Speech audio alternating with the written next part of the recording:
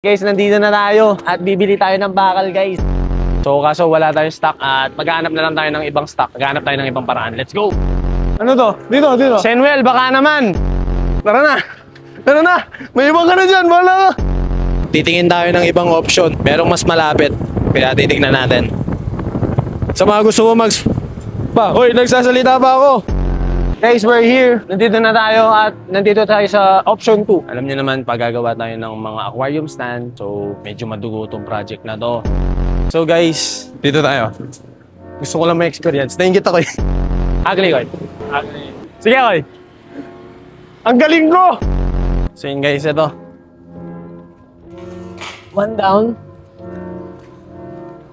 Dalawa pala yun. Okay. Iyon. At ito naman ulit, medyo mabigat itong mga to eh. Tabi ka day. Iyon.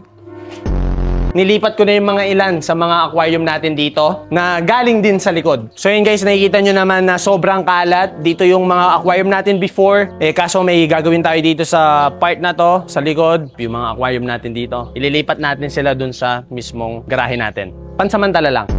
So ito yung mga unang galon na nabili ko dati pa na ayan, nakat natin sa taas. So ganito din yung mga gagawin natin dito at excited na ako dahil malalagyan na natin sila ng mga isda. So sakto-sakto lang yung setup natin dahil morning sun, dyan sila natatamaan ng mga araw. Pagdating naman sa afternoon, wala tayong problema dahil meron tayong anong tawag dyan? So meron daw tayo sun shield. So ayun guys, hashtag sun shield.